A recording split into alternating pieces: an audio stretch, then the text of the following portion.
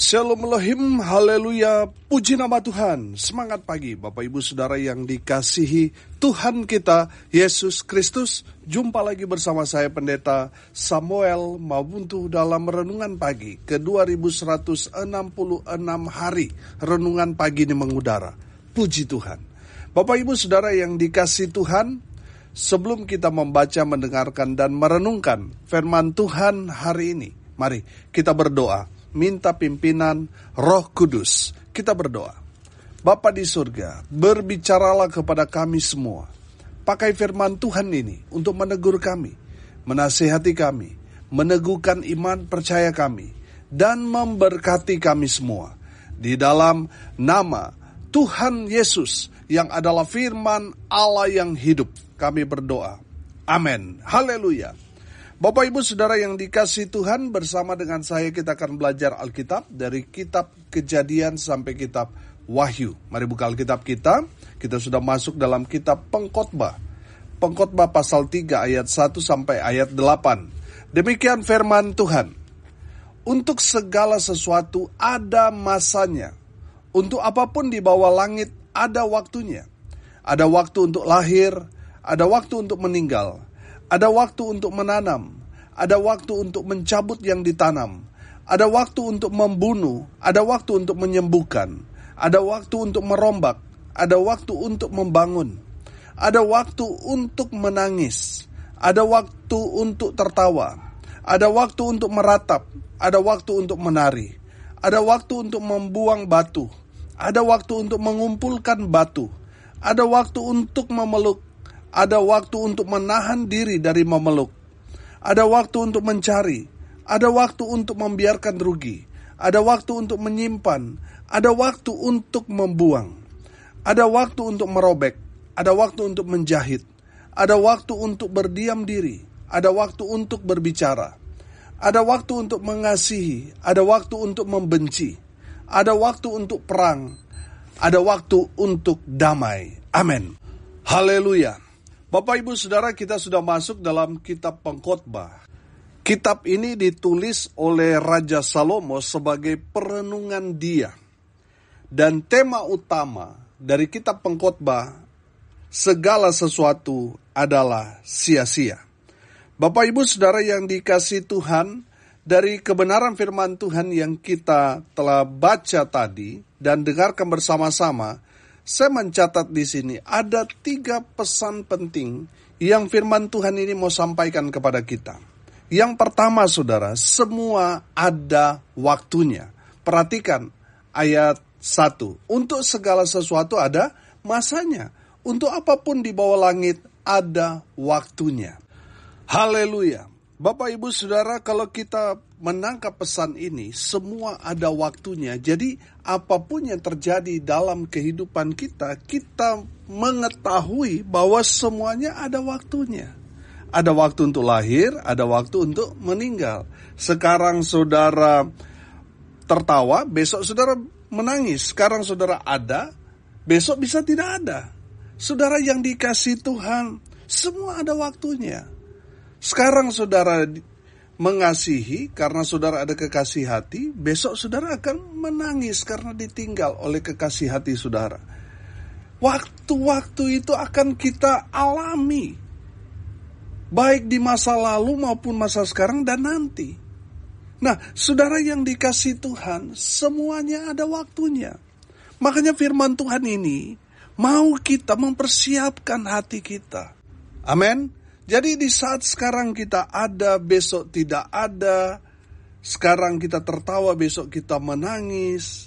Saudara, di saat kita paham firman Tuhan ini, hati kita tetap tertuju kepada Tuhan. Amin. Tidak kita protes kepada Tuhan. Tuhan, kenapa?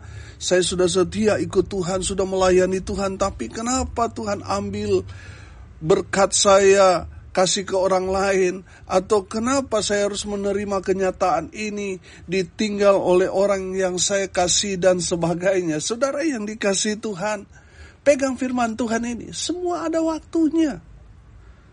Sekarang kita diberkati, besok bisa saja semua yang kita miliki hilang dalam sekejap. Sekarang kita bertemu dengan orang yang kita kasih, besok kita ditinggal. Saudara, semua ada waktunya kata firman. Makanya kita harus mempersiapkan hati kita.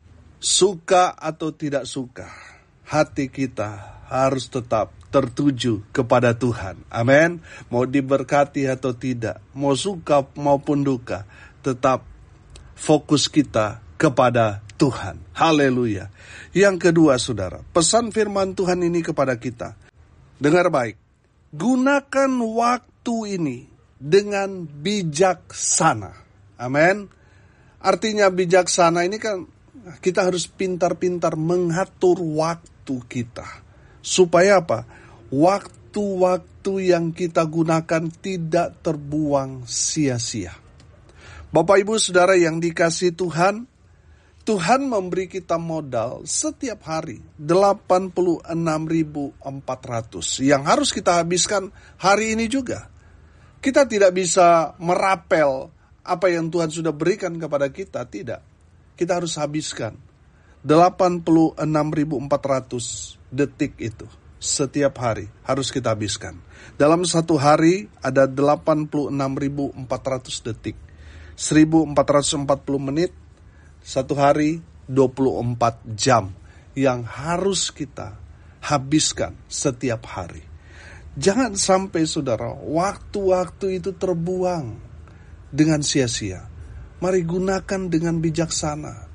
Makanya saya ajarkan kepada jemaat untuk selalu tepat waktu, menghargai waktu. Jangan sampai kita jam karet akhirnya apa? Merusak acara orang. Mungkin ada orang yang dia sudah setting satu hari itu dia ada beberapa pertemuan, tetapi karena saudara buat acara lelet saudara, jam karet akhirnya apa? Waktunya terbuang dengan percuma. Dia membatalkan pertemuan karena saudara jam karet. Ini yang sering terjadi. Makanya bangsa kita ini sulit untuk maju. Karena apa? Jam karet, saudara. Kalau janjian jam 6, jam 8 baru acara itu mulai. Saya pernah diundang satu komunitas seperti itu, saudara. Mereka pakai jam karet. Makanya setelah diundang lagi saya nggak mau datang, saudara. Diundang jam 6, jam 4:30 saya sudah ada di area lokasi itu, saudara. Saya sudah mempersiapkan waktu untuk acara itu karena saya disuruh sharing firman Tuhan. Tapi saudara, ternyata jam 6 saya sudah datang tepat waktu, panitianya belum ada. Yang mengundang aja belum ada. Masih saya sendiri sama soundman yang di tempat acara itu. Coba sudah bayangkan. Padahal saya malamnya itu saya sudah setting, saya juga ada pelayanan di Komsel dan sebagainya. Akhirnya apa saudara?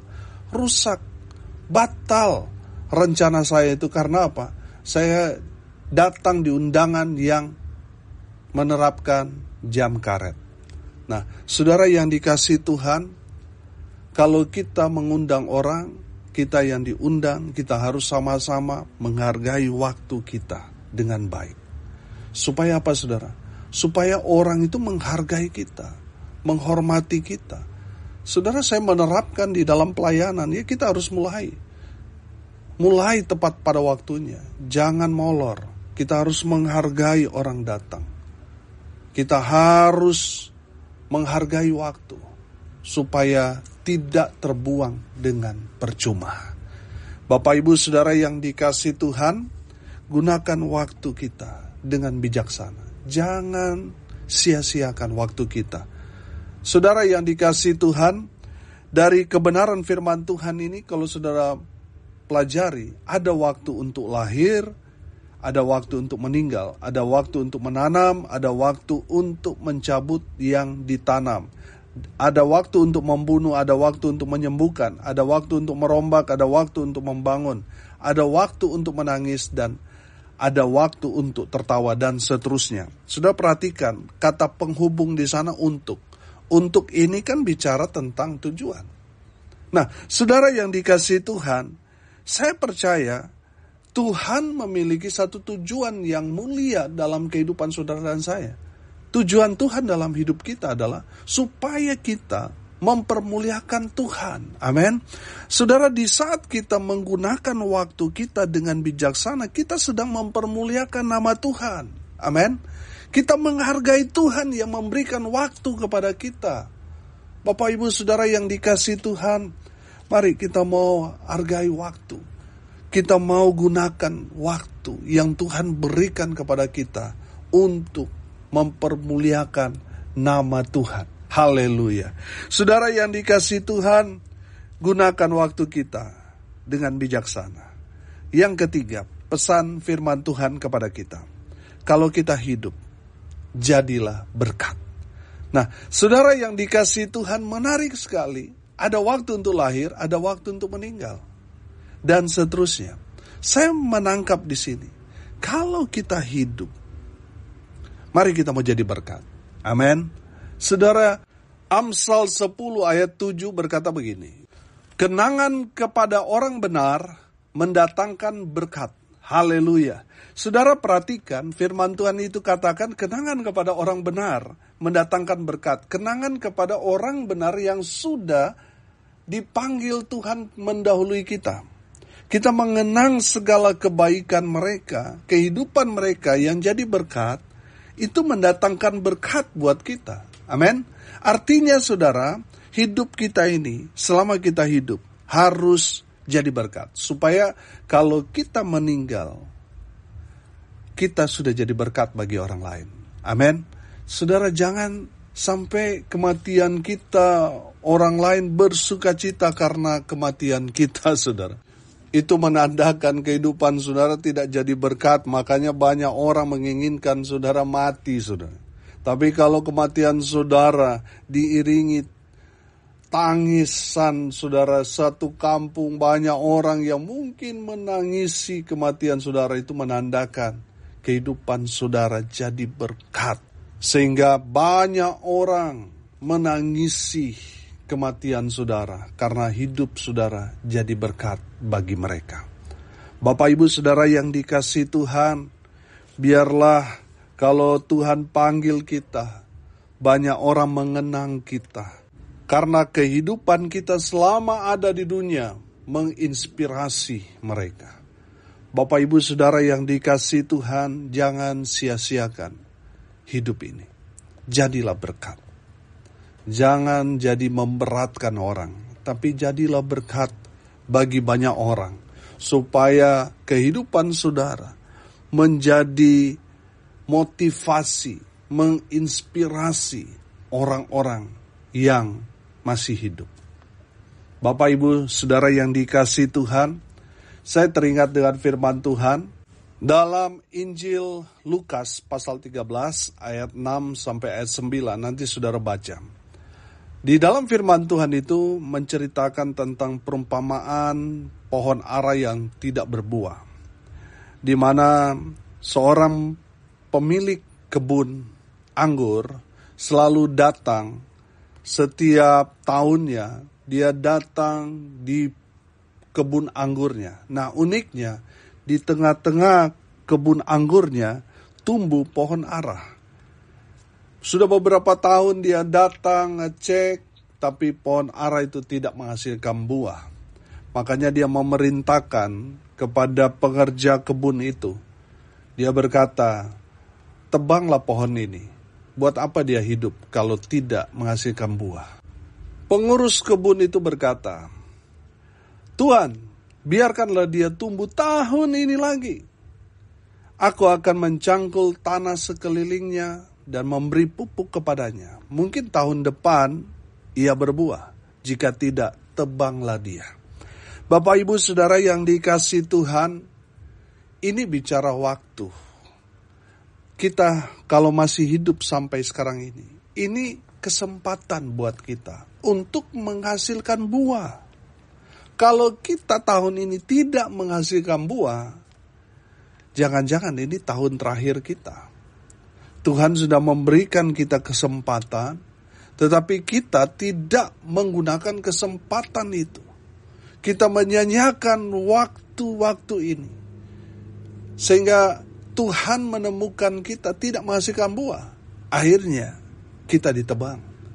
Saudara, kalau kita kemudian dipanggil Tuhan, menghadap Tuhan, tapi belum menghasilkan buah, kita akan dicampakkan ke dalam api yang menyala-nyala itu. Nah, saudara yang dikasihi Tuhan, gunakan kesempatan ini. Kalau kita masih hidup sampai saat ini, kita masih sehat, mari saudara kita menghasilkan buah bagi Kristus. Amin. Saudara, saya percaya kalau kita tanam pohon kelapa, maka dia akan menghasilkan buah pohon kelapa.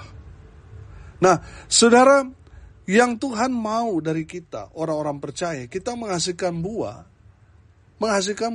orang percaya.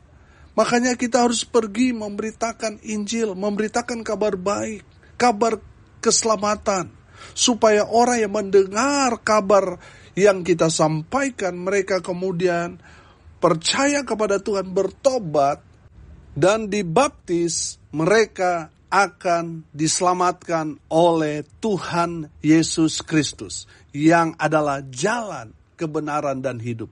Satu-satunya jalan menuju sorga. Haleluya. Bapak Ibu Saudara yang dikasihi Tuhan, dari firman Tuhan ini, kalau kita hidup, mari kita jadi berkat. Mari kita menghasilkan buah yang lebat bagi Kristus. Karena bisa jadi ini kesempatan terakhir kita. Makanya jangan sia-siakan waktu-waktu ini. Mari kita mau menghasilkan buah bagi Kristus Yesus Tuhan kita. Amin. Haleluya. Bapak Ibu Saudara yang dikasihi Tuhan, hari ini kita belajar. Ada 3 pesan yang Tuhan mau sampaikan kepada kita. Yang pertama, semua ada waktunya. Makanya kita harus mempersiapkan diri kita. Di saat ada, sekarang kita harus mempersiapkan diri kita, karena besok bisa saja kita tidak ada. Sekarang kita ada bersama dengan orang yang kita kasihi, bisa saja besok kita tidak bisa bersama-sama dengan mereka. Makanya kita harus mempersiapkan diri kita. Yang kedua, saudara, gunakan waktu yang singkat ini dengan bijaksana. Jangan sia-siakan hidupmu dengan perkara-perkara yang tidak ada gunanya. Mari saudara, gunakan waktu-waktu kita dengan bijaksana. Saudara, jangan buang-buang waktu dengan hal-hal yang tidak ada gunanya. Makanya saudara yang dikasihi Tuhan, gunakan waktu kita yang singkat ini dengan sebaik-baiknya. Haleluya. Yang ketiga, kita belajar. Kalau kita hidup sampai saat ini, hidup kita harus jadi berkat. Harus menghasilkan buah-buah yang lebat bagi Kristus Yesus Tuhan kita. Amin. Mari kita berdoa. Terima kasih Bapa di surga sudah berbicara kepada kami semua melalui kebenaran firman Tuhan ini. Berkati semua pendengar dimanapun mereka berada. Berkati hidup mereka. Rumah tangga mereka diberkati. Usaha, pekerjaan, pelayanan mereka diberkati Tuhan. Dibuat beruntung, berhasil dalam segala hal.